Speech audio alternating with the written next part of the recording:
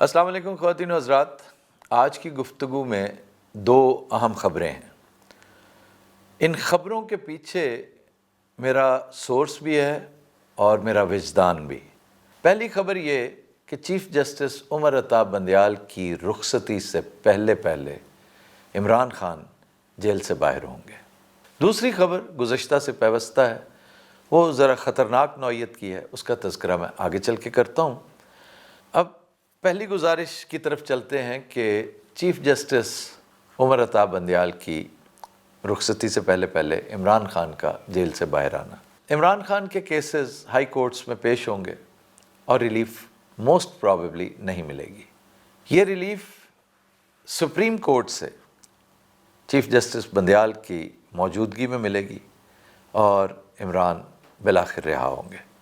اس کے علاوہ secret act ترامیم کے خلاف ایک اپیل، ایک پٹیشن دائر ہونے والی ہے اور یہ معاملہ 1.5 سے 2 دن لے گا ایٹ دا موسٹ، یعنی کل بھی دائر ہو سکتی ہے، پرسوں بھی دائر ہو سکتی ہے، اور یہ کیس بھی چیف جسٹس بندیال کے پاس جائے گا اور سی جے نے اس حوالے سے صرف یہ کرنا ہے کہ پریزیڈنٹ صاحب آپ کیا کہتے ہیں، آپ نے اپروو کیا تھا یہ ایکٹ؟ وہ کہیں گے جی میں نے تو نہیں کیا تھا، یہ ایک بل ہے، یہ ایکٹ نہیں ہے، یہ قانون کبھی نہیں آیا، it never saw the light of day.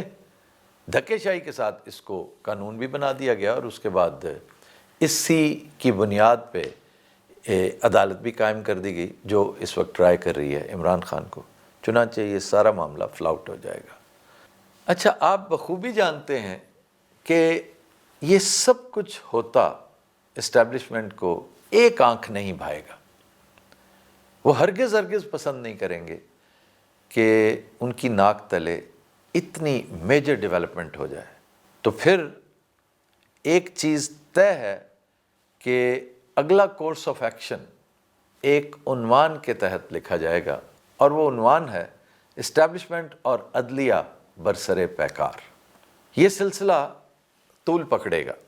میں نے گزشتہ ویلاگ میں بھی گزارش کی تھی کہ بار اور بینچ کو اس نہج تک دھکیل دیا گیا ہے کہ اب وہ لازمی امر ہے کہ فائٹ بیک کریں گے۔ دوسرا فیکٹر اس حوالے سے ایک حیران کن بات ہے، اس کا تذکرہ بھی میں نے گزشتہ ویلاگ میں کیا تھا کہ یہ سب کچھ صرف اور صرف چیف جسٹس بندیال پر ہی موقوف نہیں ہوگا۔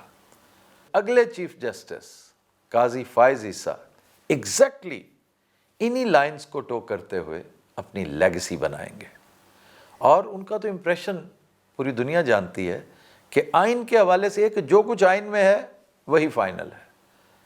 آئین میں اگر درج ہے نا کہ عدلیہ آزاد ہے تو پھر عدلیہ آزاد ہی رہے گی، اور اس کے لیے خواہ کوئی بھی قربانی کیوں نہ دینی پڑے۔ اور میں سمجھتا ہوں کہ قربانیاں دینے والا سلسلہ اب بڑی حد تک ختم ہوتا نظر آتا ہے، مان پڑتا نظر آتا ہے کہ بہت قربانیاں دی جا چکی ہیں۔ اب تھوڑی بہت جنبش دوسری سائڈ کو بھی کرنی چاہیے، ایک نہیں بلکہ 2-3 سٹیپس پیچھے جانا چاہیے۔ اگلا معاملہ ہے وہی جس کا رونا ہم گزشتہ کئی مہینوں سے روتے چلے آئے ہیں، اور وہ ہے معیشت کی زبوں حالی۔ معیشت جس مقام پر پہنچ چکی ہے وہاں سے اس کا ٹرن اراؤنڈ کرنا خاصا معجزاتی نوعیت کا ہوگا اگر ہوا تو۔ ریلیف ہے کہ دور دور تک ملتی دکھائی نہیں دیتی۔ آئی ایم ایف کی خوفناک تلوار بلکہ کلہاڑا بدستور سر پر منڈلا رہا ہے، لٹک رہا ہے، وہ کسی بھی وقت گر سکتا ہے، اور اس میں کلیئرلی کہا گیا ہے کہ یہ سبسڈی کا کلچر بھول جائے۔ چنانچہ اگر صرف بجلی کو دیکھا جائے تو یہ ایک ایسا افریت ہے، یہ ایک ایسی بھیانک سچویشن ہے کہ جس نے پورے ملک کو اپنی لپیٹ میں لے رکھا ہے۔ تازہ ترین سچویشن جو کریٹ ہو رہی ہے وہ یہ کہ سرکاری محکمے، آئی ریپیٹ سرکاری محکمے، سب کے سب سرکاری محکمے، اس پہ غور کیجئے گا کہ ہر وہ شخص جو سرکار سے تنخواہ لیتا ہے اس کا تعلق کسی محکمے، کسی ادارے سے کیوں نہ ہو، وہ اس کی لپیٹ میں آ رہا ہے۔ کیونکہ جو سیلری بریکٹ ہے وہ تو وہی کی وہی ہے. یوٹیلیٹی بلز ہیں کہ وہ ہاتھ سے نکلتے جا رہے ہیں، بلکہ نکل چکے ہیں. لائف آلموسٹ ناممکن ہو چکی ہے. اب اسکوٹر بھی بیچا، واشنگ مشین بھی بیچی، ٹی وی تک بیچ دیا، اور اگلا بل پھر ادا نہیں ہو سکتا، تو پھر بندہ یہ کہے گا کہ بھائی میں نے سروائیو کرنا اور بجلی کے بغیر میں سروائیو کر نہیں سکتا، اس کی خاطر میں اب اپنی جان بھی دینے کو تیار ہوں.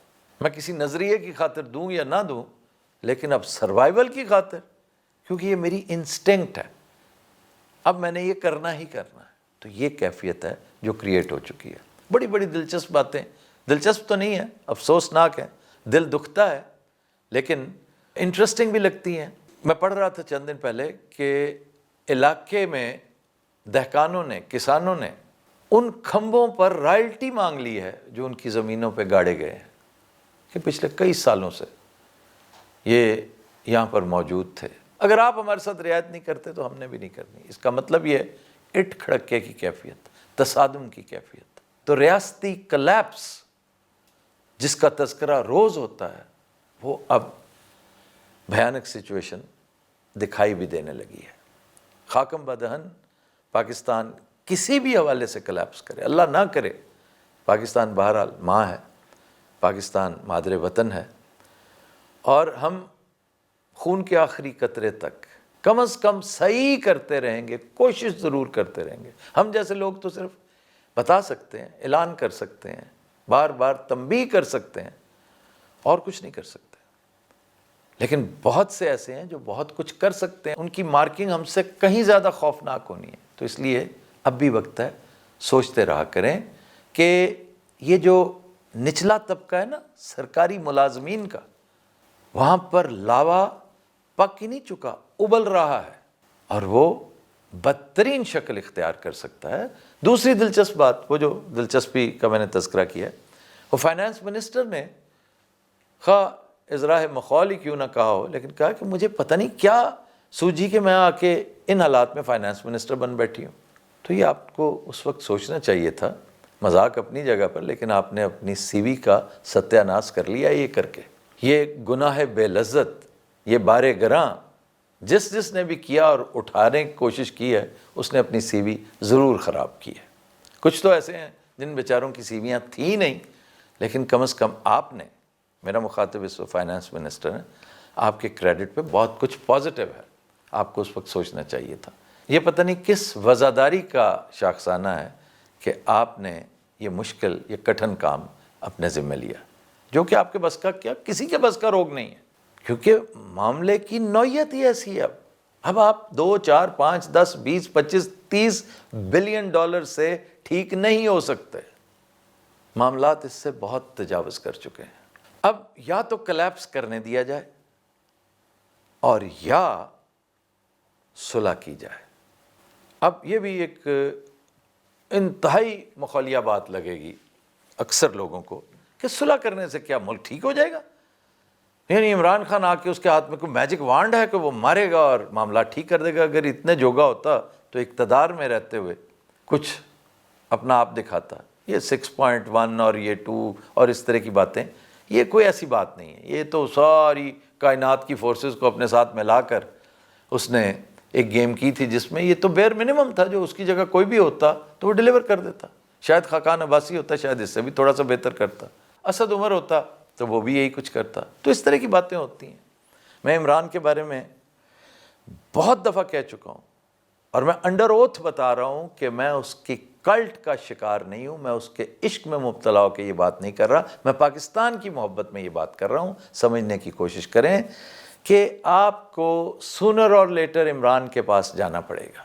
اس سے میں نہیں چاہتا کہ آپ درخواست کریں، میں نہیں چاہتا آپ جھک کے اس کے ساتھ بات کریں. میں بالکل نہیں چاہتا، میں کسی ادارے کو نہیں چاہوں گا، میں عدلیہ کو نہیں چاہوں گا، انتظامیہ کو نہیں چاہوں گا. یہ کیسے ہو سکتا ہے کہ میں فوج سے، اسٹیبلشمنٹ سے یہ تقاضا کروں کہ جائیے اور اس بزرگ کے آگے جھک کے، وہ اب بھی بڑا سیلانی اور درویش آدمی ہے، اس کو صرف سمجھانے کی ضرورت ہے، اور وہ صرف آپ سمجھائیں گے، کیونکہ باقی سب نے سمجھانے کی آخری کوشش کی. اس کا یہ مطلب نہیں کہ وہ خدا نخواستہ غبی ہے، ان انٹیلیجنٹ ہے، لیکن بعض سچویشنز ایسی ہوتی ہیں جہاں پر آپ کو نسخہ تبدیل کرنا پڑتا ہے، آپ کو علاج کا طریقہ بلکہ معالج تبدیل کرنا پڑتا ہے۔ اور پھر مجھے نہ چاہتے ہوئے بھی شعر یاد آتے رہتے ہیں کہ وہ کسی اور دوا سے میرا کرتا ہے علاج، مبتلا ہوں میں کسی اور ہی بیماری میں۔ تو اگر عمران کے دماغ میں یہ بات آنی ہوتی تو مجھ سے زیادہ ہارون الرشید نے اس کا ڈھنڈورا پیٹ رکھا ہے، اور یا مقبول جان نے، ہم تینوں، میں ایک سے زائد مرتبہ آپ کو بتا چکا ہوں، میں اس وقت ایڈریس اسٹیبلشمنٹ کو نہیں کر رہا، میں اپنے ویورز سے کر رہا ہوں، اور میرے ویورز جانتے ہیں کہ میں ایک سے زائد مرتبہ اس کا اعلان کر چکا ہوں کہ میں ہارون الرشید صاحب اور یا مقبول جان صاحب، یہ دونوں میرے سینئر ہیں، میں بڑی قدر کرتا ہوں ان کی، میں نے بہت کچھ سیکھا ہے خاص طور پہ ہارون الرشید صاحب سے۔ اور ابھی چند دن پہلے میں ان کی کوئی بات سن رہا تھا، اس کا لب لباب یہی تھا کہ الٹیمیٹلی وہی کچھ کرنا پڑے گا جو نیلسن منڈیلا کے وقتوں میں ہوا تھا، تیرا علاج نظر کے سوا کچھ اور نہیں، جتنا مرضی زور لگا لیں آپ، جتنا مرضی، لوہے کے استعمال سے یہ معاملہ ٹھیک نہیں ہوگا، یہ پھول کی پتی ریکوائرڈ ہے یہاں پر، یہ حکمت کی بات ہے، اس پہ غور کیجئے گا۔ عمران کو یہ بات سمجھانے کی ضرورت ہے، اور سمجھائیں گے آپ، کیونکہ میرے ہارون الرشید کے اور یا مقبول جان کے یا اس کے کرکٹر دوستوں کے بس کا روگ نہیں ہے عمران کو سمجھانا، عمران کا مائنڈ سیٹ چینج کرنا۔ عمران کو آپ زیادہ بہتر سمجھا سکتے ہیں، لیکن جس طرح سے آپ سمجھا رہے ہیں وہ کاؤنٹر پروڈکٹیو ہے، اور آپ نے اب تک دیکھ لیا، بہت ہی شاندار طریقہ ہے۔ اب بھی جائیے، بات کیجئے کہ وطن کے لیے، ملک کے لیے آؤ کام شروع کرو، ہم سب ایک دوسرے کا ہاتھ بٹاتے ہیں، ہر چیز چینلائز کی جا سکتی ہے۔ میں اب بھی کہتا ہوں اس کے پاس جاؤ، کچھ تھوڑی بہت اس کی مانو، کچھ اپنی منواؤ، حالات اب بھی بہتر ہو سکتے ہیں۔ جو میں بار بار کہتا ہوں، کوئی گدڑ سنگھی نہیں ہے، کوئی میجک وانڈ نہیں ہے کہ جس سے وہ حالات ٹھیک کر دے گا، لیکن کیا آپ ایگری نہیں کرتے اس بات سے کہ عمران اگر گارنٹی کرے اوورسیز پاکستانیز کو تو وہ 150-200 بلین ڈالرز پاکستان میں انویسٹمنٹ نہیں لا سکتے؟ یہ کیسے ممکن ہے؟ کیونکہ پہلے اور بات تھی، آپ کہہ سکتے ہیں کہ جی پہلے کیوں نہیں ہوا ایسے، جب وہ اقتدار میں آیا تھا، جب مراد سعید نے تقریر کی تھی ہم اقتدار میں آ کر 200 ارب لے کر آئیں گے واپس، تو کیوں نہیں؟ پہلے سچویشن اتنی ڈیسپریٹ نہیں تھی میرے بھائی، اب واقعی ڈیسپریٹ ہے، اب جان کے لالے ہیں، کس کے؟ پاکستان کے۔ اب معاملہ فرد واحد کا نہیں ہے، 25 کروڑ عوام کا ہے۔ نہ میں چاہوں گا نہ آپ چاہیں گے کہ پاکستان پھر سے اتنا خوار اور خستہ ہو جائے جس طرح سری لنکا یا کوئی بھی اور ملک ہوا، کیونکہ ہم یہ افورڈ ہی نہیں کر سکتے۔ ہمیں اللہ تعالیٰ نے ایک باوقار ملک بنایا ہے، ہم اخلاقی طور پر انتہائی پست ہو چکے ہیں، یہ ایک الگ بات ہے، لیکن آپ یہ دیکھیں کہ آپ کے پاس وہ کچھ ہے جو کسی اور کے خواب میں بھی نہیں کبھی آیا۔ اس لیے اب بھی وقت ہے، اس پہ غور کریں۔ اور آخری بات وہ جو میں نے کہی تھی کہ ذرا خطرناک ہے، میرا دل چاہ رہا ہے کہ میں اس کا تذکرہ بھی نہ کروں، وہ اتنی خطرناک سے زیادہ گندی ہے، بدبودار ہے، اور اس میں میرا وجدان ہے۔ میرا سورس اتنا سٹرونگ شاید نہیں ہے، لیکن میرا وجدان بہت تگڑا ہے۔ خدا را اس پہ غور کیجئے گا کہ عمران جب جیل سے باہر آئے گا تو اس کی جان کو لاحق خطرہ کئی گنا زیادہ بڑھ جائے گا۔ بے شمار ٹیررسٹ آؤٹ فٹس ہوتے ہیں، بڑے بڑے طالع آزما ہوتے ہیں جو اپنا سکور سیٹل کرنے کے لیے کہیں نہ کہیں بیٹھے ہوتے ہیں، یا کسی کی وساطت سے کوئی اور نئی چال چل سکتا ہے۔ اس چیز کا خیال اسے ضرور رکھنا چاہیے جس کے سٹیکس پاکستان میں سب سے زیادہ ہے۔